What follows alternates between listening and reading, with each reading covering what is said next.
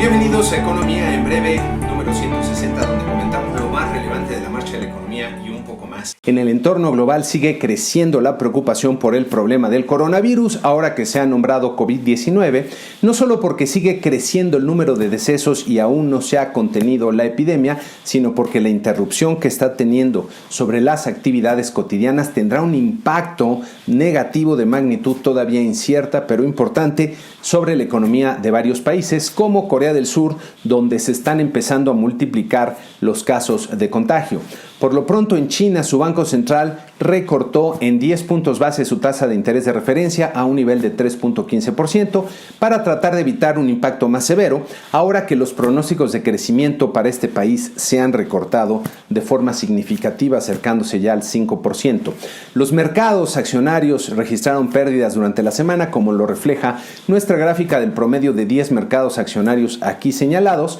que bajó 0.85% en la semana. Nuestro mercado accionario mostró la misma tónica al perder 0.44%. El peso mexicano registró una depreciación bastante fuerte de casi 2% en la semana, especialmente en los últimos 2 días, como pueden ver aquí en esta gráfica, terminando en 18.91 pesos por dólar. Este notable repunte sirve para recordarnos lo sensible que es nuestra moneda a los cambios en el entorno global, especialmente en la percepción de riesgo. Vale la pena recordar lo que hemos comentado anteriormente en este canal, que esta sensibilidad de la moneda aumenta conforme baja la tasa de interés de referencia de la política monetaria interna, mientras que la Reserva Federal no hace lo mismo con sus tasas de interés. Esta es una consideración importante para Banco de México en la conducción de su política monetaria. En la semana se publicaron también las minutas de la última decisión de política monetaria de la Reserva Federal en Estados Unidos, donde se mantiene la percepción de que las tasas de interés se mantendrán sin cambio durante algún tiempo. En los mercados se ha comenzado a especular que la Reserva Federal tendrá que volver a recortar sus tasas de interés pronto para reaccionar al impacto económico del coronavirus, pero esto todavía no se ve en las minutas. Otra noticia que me pareció muy relevante, pero que bien puede haber pasado desapercibida,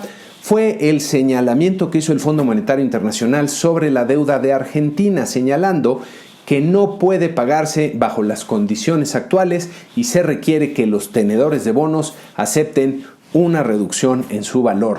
Lo que comenta el fondo es muy importante, sobre todo por las implicaciones que puede tener, por lo que me parece necesario hacer un comentario al respecto. Si la deuda de un país soberano ha llegado al punto de ser impagable, usualmente esto es resultado de la irresponsabilidad de su gobierno en el manejo de sus finanzas públicas, independientemente de que haya tenido diferentes grupos políticos en el poder. Pero si un gobierno está actuando de forma irresponsable y los inversionistas compran sus bonos, entonces hay una corresponsabilidad ineludible cuyo resultado natural es una pérdida. Habría que preguntarse cómo es posible que haya gobiernos que actúen irresponsablemente y que haya grandes y sofisticados inversionistas que los financien, a sabiendas de que esa deuda puede llegar a ser impagable. Hay un concepto en economía que se denomina moral hazard, que se traduce de forma imperfecta como riesgo moral, que explica este tipo de comportamientos y funciona más o menos así. Cuando el jefe de un gobierno decide endeudar a su país, pero en lugar de usar los recursos para realizar inversiones productivas que aumenten la generación de riqueza para las generaciones futuras, que por cierto llegarán cuando él ya no sea gobernante, decide gastar el dinero en programas que generan bienestar inmediato en la población, digamos, subsidiando los servicios públicos, cobrando precios que no alcanzan a recuperar los costos de su producción, lo que lo hace desde luego muy popular. Por el lado de los inversionistas, aún aquellos que se dan cuenta de la deuda que están financiando, que puede ser impagable, si perciben que un gobierno no puede quebrar y que tiene que llegar alguien al rescate como un banco central o un organismo como el Fondo Monetario Internacional, entonces no les importa la calidad propia del acreditado o de la deuda que están financiando. Incluso podemos pensar que al interior de los inversionistas institucionales, que son empresas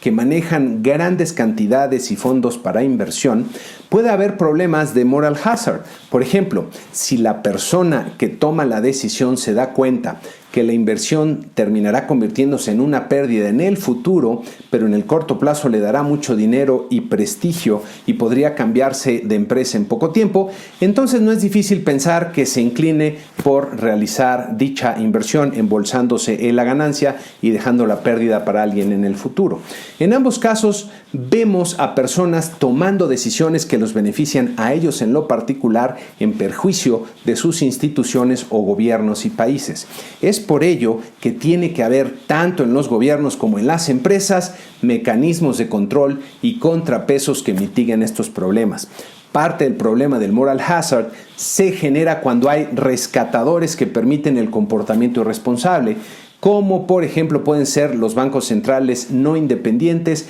que actúan bajo presión de sus gobiernos, o el mismo Fondo Monetario cuando trata de restablecer las condiciones macroeconómicas de un país para asegurar el pago a los acreedores internacionales. Uno de los problemas del moral hazard es que rompe el vínculo que debe de haber entre las decisiones y los resultados, especialmente entre las malas decisiones y los malos resultados. Lo que está haciendo el Fondo Monetario Internacional con el caso de Argentina es limitar, al menos en parte, el problema de moral hazard, advirtiendo a los inversionistas que ya no actuará como rescatador que privilegie los intereses de los acreedores y que habrá consecuencias en las malas inversiones. Esto es altamente deseable para un mejor funcionamiento de mercados e instituciones financieras internacionales, pero puede tener consecuencias sobre los mercados financieros, especialmente de países emergentes, ya que los inversionistas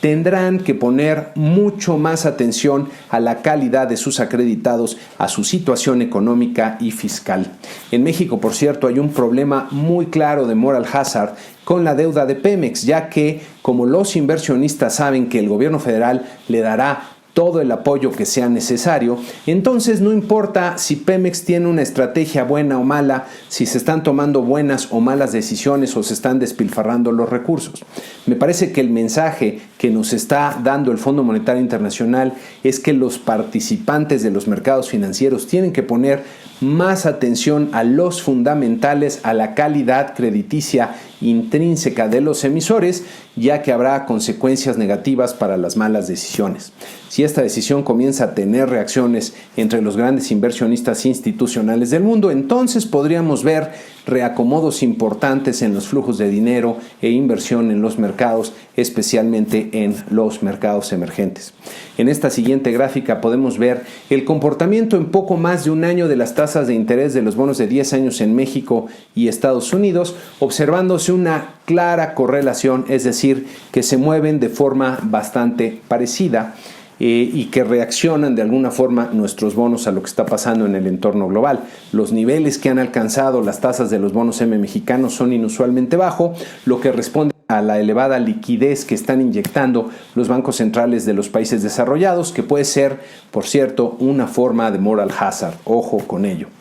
Pasando a México, me llamó mucho la atención la noticia de que la Comisión Reguladora de Energía propone cambiar el esquema de autoabasto y cogeneración de energía eléctrica con la intención de fortalecer al monopolio de la Comisión Federal de Electricidad y en perjuicio de consumidores y de empresas que ya participan en este esquema. La respuesta de la Confederación Nacional de Cámaras Industriales, CONCAMIN, fue bastante contundente, expresando su total oposición porque la propuesta atenta contra los derechos adquiridos y fomenta volver al monopolio absoluto de la CFE a costa de dañar la competitividad de las empresas e industrias de México. Este es un desafortunado ejemplo adicional del bloqueo a la participación del sector privado en el sector energía y una señal nuevamente adversa para el entorno de la inversión en México. La semana que inicia tendremos abundante información económica relevante, como pueden ver en esta lámina, principalmente en México, lo que nos permitirá tener una buena lectura de cómo va la economía. Comenzaremos la semana con la inflación de la primera quincena de febrero, que será un insumo fundamental para las próximas decisiones de política monetaria del Banco de México. Habrá que ver si se repite un resultado por arriba del esperado por el mercado, que es 0.16% en el promedio de los analistas. Las cifras desagregadas del PIB del cuarto trimestre se publicarán el martes y con ellas tendremos la lectura final de la actividad económica en el 2019, que servirá para revisar los pronósticos para todo el 2020. El miércoles tendremos el informe trimestral de Banco de México, que seguramente tendrá cambios en su estructura y contenido como parte de la nueva estrategia que anunciaron para mejorar su comunicación. Habrá que ver qué tanto cambian los pronósticos del Banco Central, especialmente en crecimiento económico, que ya dijeron que iba a reducirse, e inflación, que ya comentaron que iba a ser un poco superior. Varios indicadores correspondientes al mes de enero se van a publicar durante la semana, con lo que tendremos una buena idea de cómo comenzó el año para nuestra economía. En Estados Unidos destacan las cifras del PIB del cuarto trimestre en su versión preliminar y el reporte de ingreso y gasto personal del mes de enero. Y con esto concluimos este programa número 160 de Economía en Breve, con la invitación usual a que se suscriban al canal. Si el comentario les gustó, les pareció útil, que le den like y desde luego que lo compartan entre aquellos a los cuales también les puede ser de utilidad. Muchas gracias y muy buena semana.